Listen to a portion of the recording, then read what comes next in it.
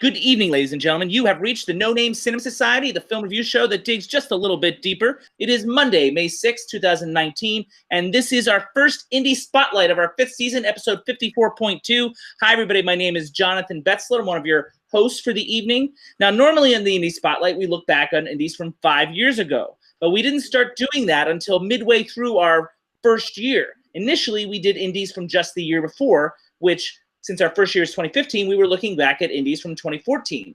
So we've already done indies from 2014, which is 5 years ago, including films like Blue Ruin, which was our first indie. Force Majeure was a popular one. The Guest. We did a bunch of those in our first 12 or 13 episodes. So this year, we're going to spotlight indies from 10 years ago, 2009, starting with the Oscar-nominated film, A Single Man. And with us for this discussion, ladies and gentlemen, is a man who thinks this film was about him, Devon Michaels. I have been single at some points in my life. Yeah, well, technically on your taxes, you still are. That's true. And our other host, ladies and gentlemen, is someone who I had to explain to him what A Single Man was, Jim Carroll. I mean, I remember what it was like, vaguely. This is unique because this is the first repairing of non-Davy panelists that we've ever done in the show.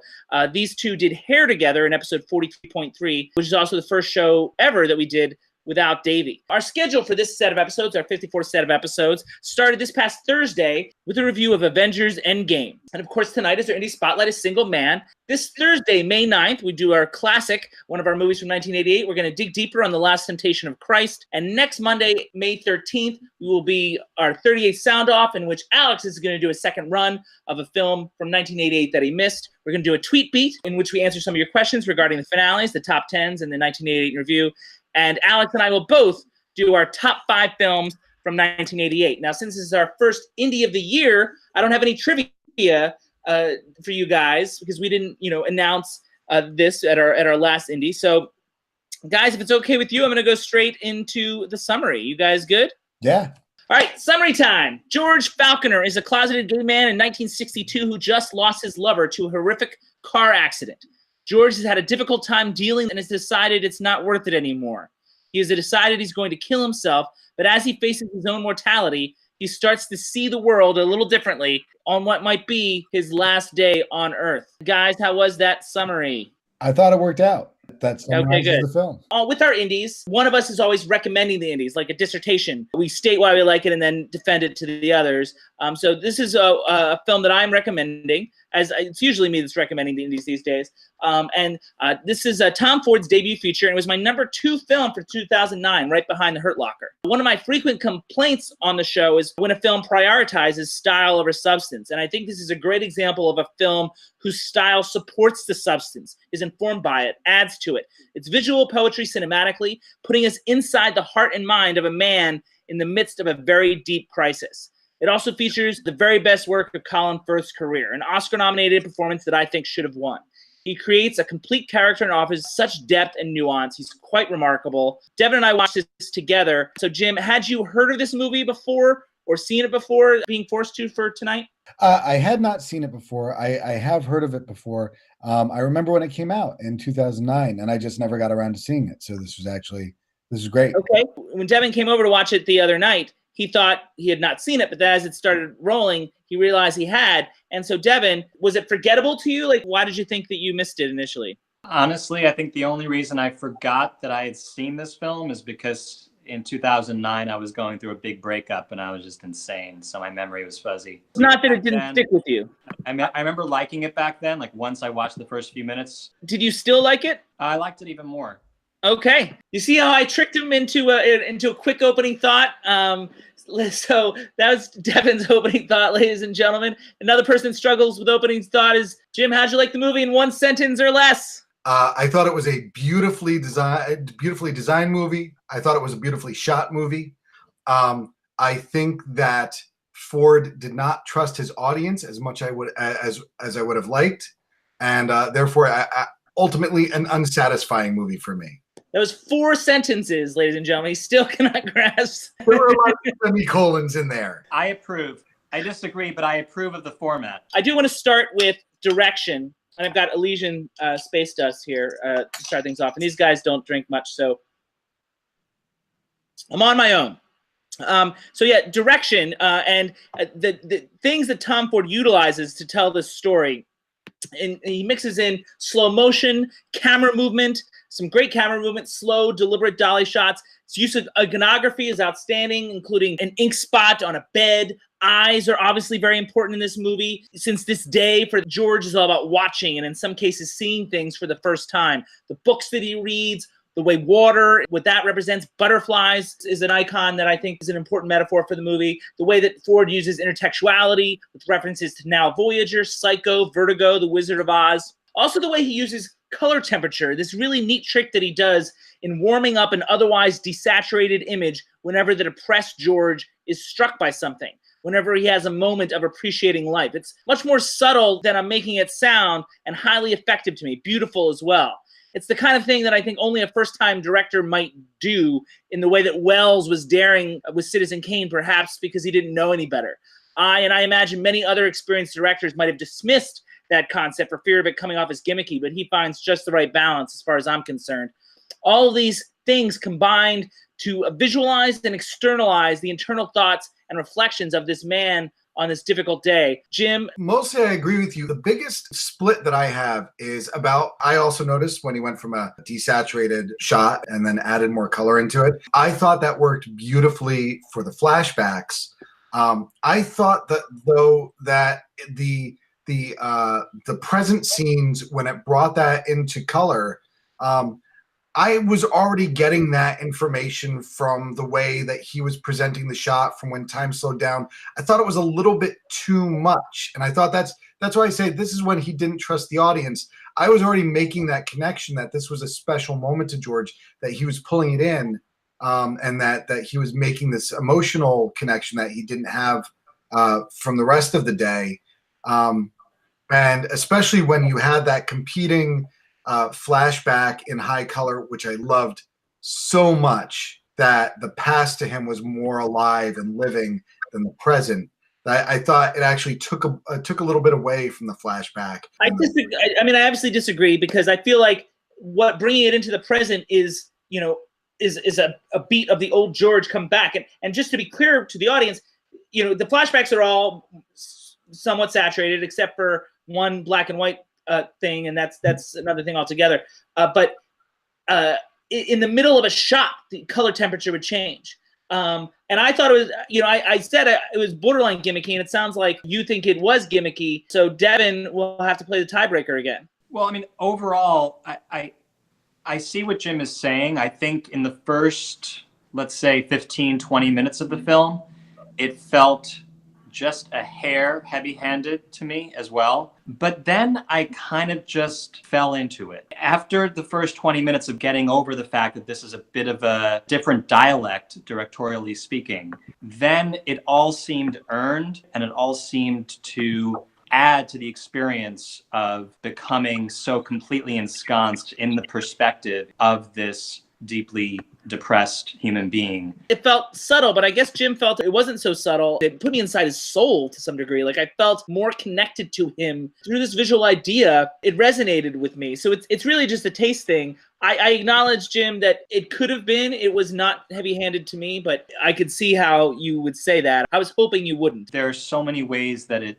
dovetails with the rest of the beauty of the film. It definitely feels on tone, like with the other visual things that he's doing. Like, I feel like it fits within the style of the film. These moments, whether it's the little girl next door or Kenny, the receptionist in his office, these little moments bring that old George back a little bit.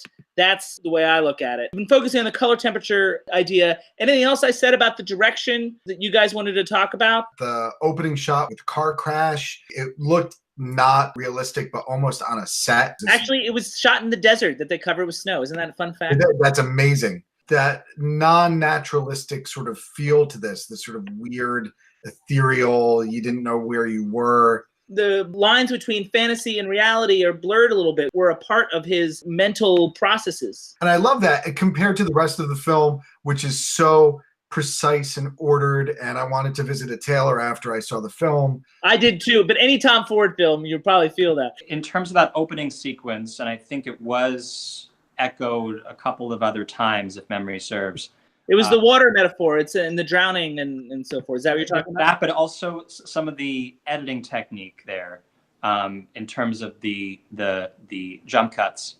when he was having that dream about the car wreck.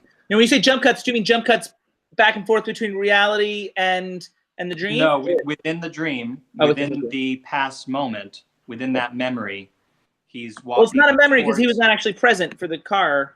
Well, right, within that reverie, he is moving closer, and he goes from being 10 feet away to being 6 feet away as a jump cut, and then he goes to being 2 feet away.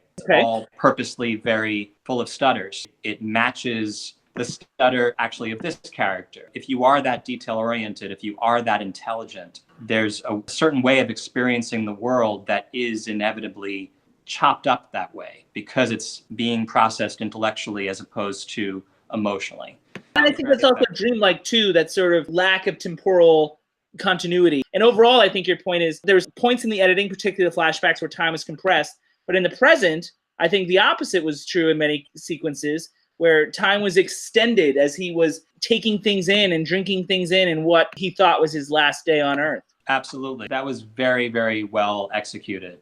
The slow motion, which otherwise could seem a bit much when it's used by other filmmakers, it seemed very, very thematically appropriate in the experience of this protagonist. Yeah, I totally agree. And I was totally all the things he did put me inside the heart and mind of George Falconer. You guys, I'm going to move on to the next section here, which I believe is performances, and it is. And let's start with what I think is a masterful one. And I've never been a huge Colin Firth guy, but I think this particular performance is exquisitely executed, displays all the conflicting emotions the character's going through on his face without a word, and in some cases, in spite of the words that he says.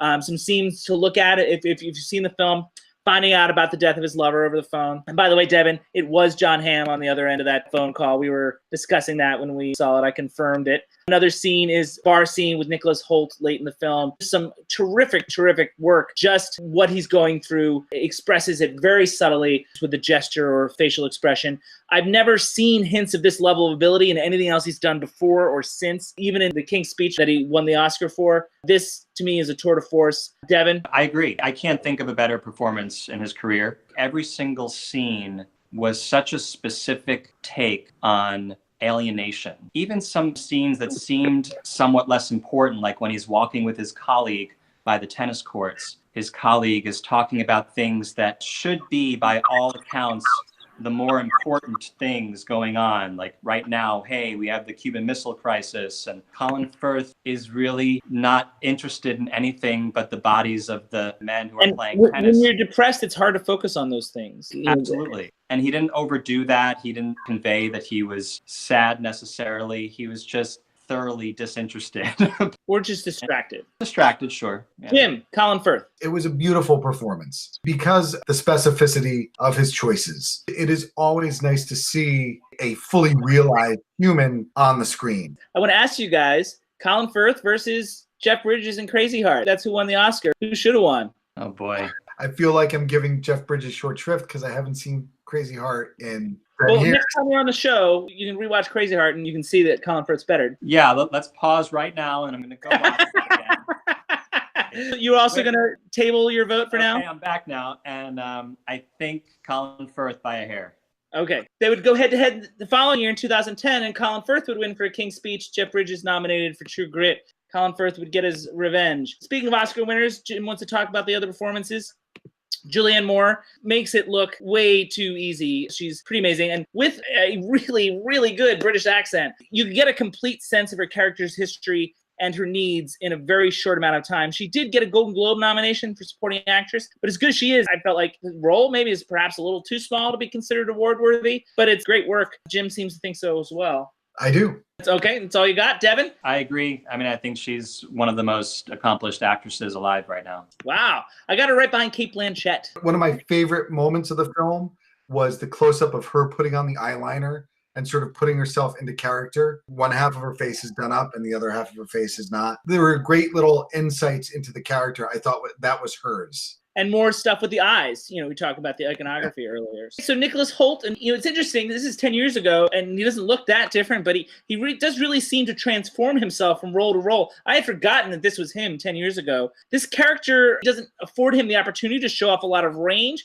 I think he perfectly fulfills the director's vision for the character, something of an angel or a savior figure. I'm not sure he's as developed on the page as some of the others. I would have liked to have gotten a little more sense of why, beyond the physical attraction, that Kenny was so taken with George. I can surmise that George's intellectual quality is appealing to Kenny, but I don't really see that in the script or the performance. It's another smallish role, so it's not a deal breaker, but if I were going to improve something about the film, I might try to add a little more depth to the Nicholas Hoult character. Yes, he was not as well developed as the other characters, but even he has a great moment towards the end of the film where you get to see a little insight into his character when George pulls the blanket back and sees what Kenny has. He's asleep to that moment. He didn't do anything as an actor. We don't need Kenny to be awake and alive to know what kind of person he is. But that's the storyteller giving us that information. In terms of the performance, there was nothing he was doing in that moment. What I love about that moment is how Colin Firth reacted to finding that. Yes. That's what makes that moment special to me.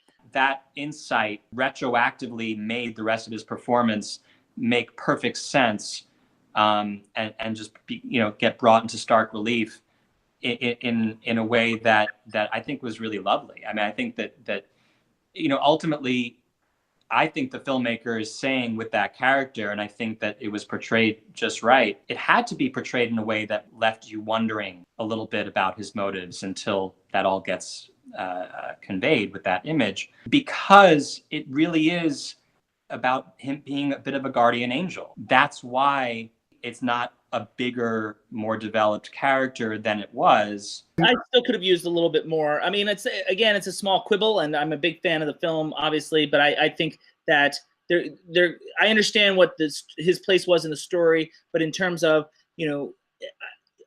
Kenny wasn't actually an angel. He was a real person on Earth. And I think my point is, I think it could have been both. It could have been both the angel savior figure, but also him having, as a character, a three-dimensional motivation.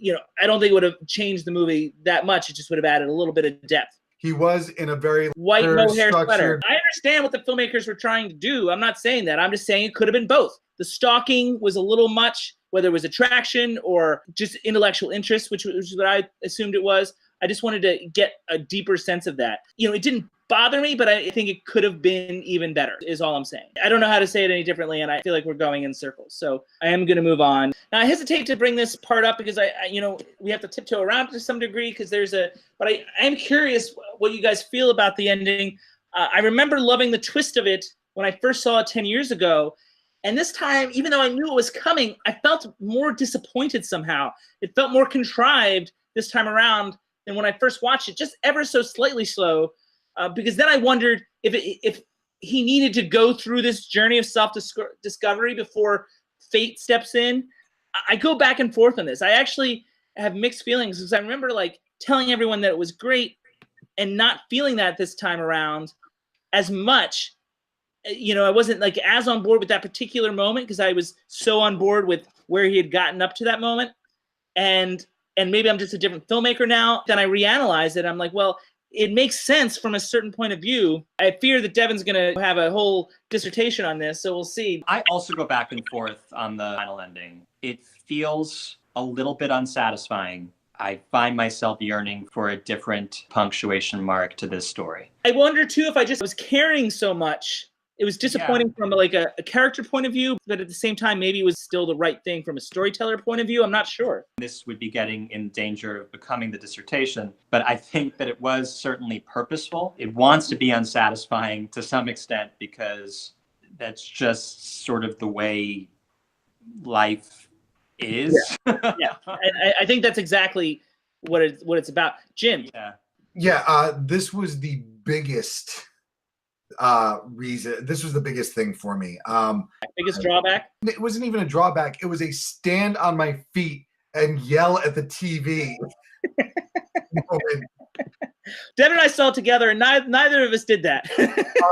I watched it with Madeline, and both of us ended up looking at one another and saying, "What was that?"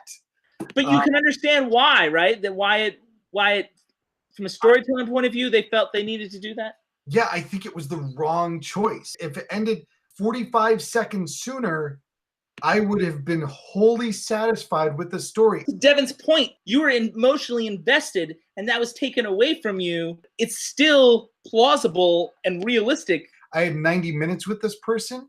At the end of it, I don't feel sad. You felt robbed. Not even robbed. This isn't fate or life making this choice. This was a person deliberately writing the story and ending it like this. There's a point to that. There's a reason they made that choice. Yeah, And it was the wrong choice. I don't know if it's about right or wrong, Jim. I understand maybe it's wrong for you, but it's hard to say that it's wrong as an artist. I certainly felt that sense of being emotionally unsatisfied. That's a bummer. That's our new hashtag. That's a bummer. But I also appreciated the purposefulness of that choice. There's something very important about the decision being made differently. It felt cheap. Cheap seems like a strong word because cheap gives it the intention that it wasn't extremely thought out. Right. I don't think it was cheap. That's as succinct as he's ever been, so I'm going to cut him off there. That's beautiful. It's a good segue to the T word, though, ladies and gentlemen, which Davey used to hate, but I think it's something Devon usually really enjoys. I think existentialism is kind of obvious here. That word came up a lot in our 1988 review. There's two things about the existential rumination that really struck me here. Fear and beauty. And I'll start with beauty. Facing mortality causes George to be more aware of all the beauty in everyday life. And I feel like it suggests to us to try and focus on appreciating our lives while we're here.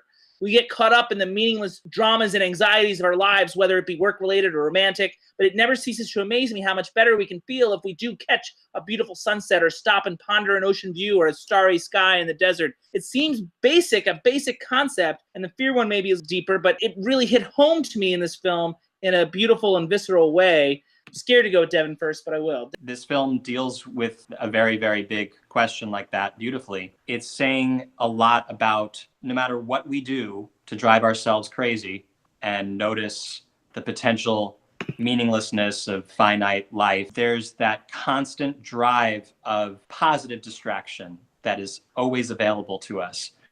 And whether it's a sunset, like you said, or the way this film repeatedly hits, which is probably the most intense of human drives, which is our sexuality. I talked about things in nature, but he's finding beauty in the everyday minutia, like the next door neighbor's daughter that he normally finds irritating. He can see the beauty in her and the sweetness that he normally just ignored, or even just like the eyes of a receptionist that he didn't notice before, and that's not about sexual attraction per se, because he's not really sexually attracted to her. But there's lots of little things that he's finding beauty in as he's going through this metamorphosis, which, by the way, was the book he was reading on the bed. Absolutely. It seemed to be suggested that those moments of noticing the beauty were only happening on this, his perhaps final day on Earth. In other days of his past, or indeed other years of his past, one of the only things that snapped him out of his existential angst was the love of this man. Yeah. I agree with you. I think that those moments of noticing other things that are beautiful about the world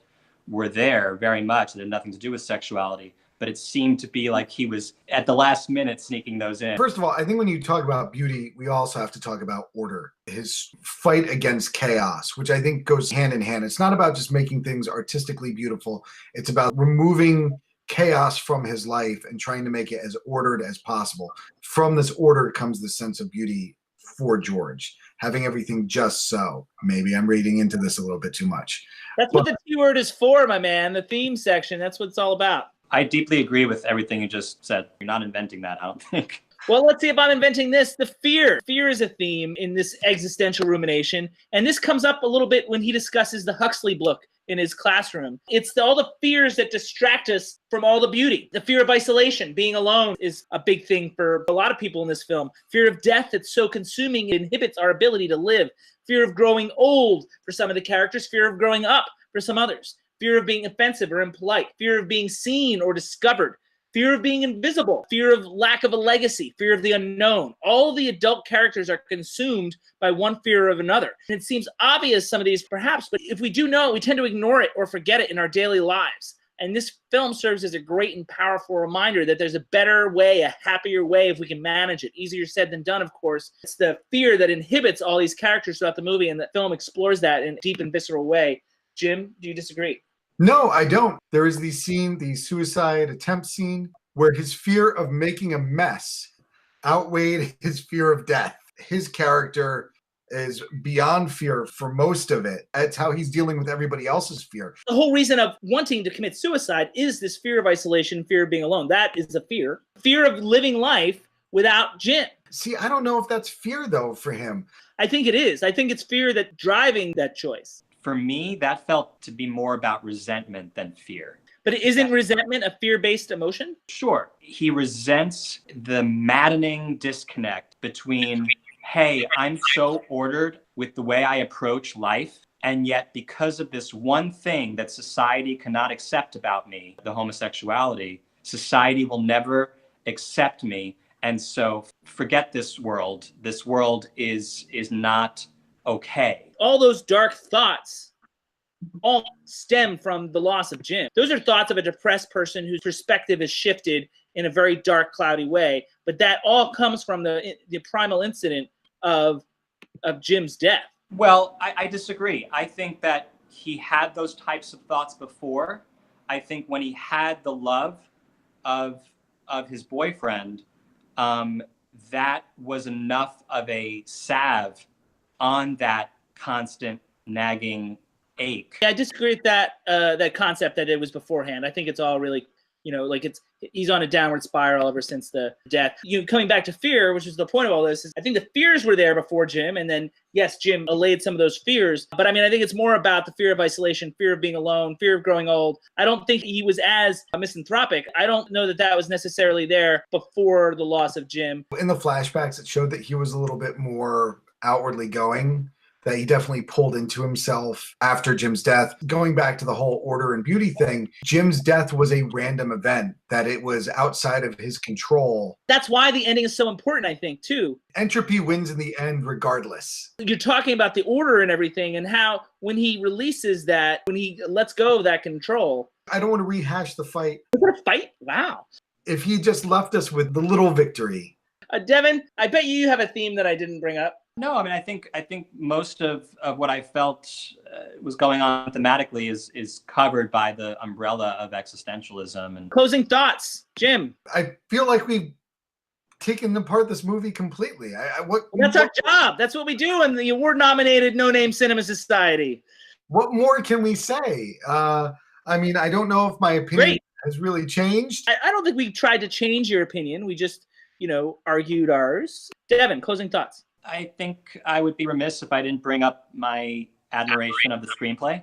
I think there were certain moments of dialogue and certain moments of the voiceover that really stuck with me. A lot of that's from the source material itself, which I guess it's no surprise that I like the movie as much as I do, given that the book was written by Christopher Isherwood, who also was a writer on one of my number 3 favorite film of all time, which is Devon. 3?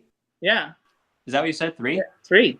I don't remember your number 3. Wait, Dangerous Liaisons. No, that was 4. Jim, you know Christopher Isherwood, right? Cabaret? Cabaret, yes. Writer of Cabaret, also wrote A Single Man. Wrote the book in which Cabaret is based on. One of the books. I Am a Camera is correct. Christopher Isherwood, who wrote the novella, I think it was, of A Single Man in 1964 or something like that. So kind of a progressive to have a same-sex couple in a book at that time. Our next indie is going to be May or June or so.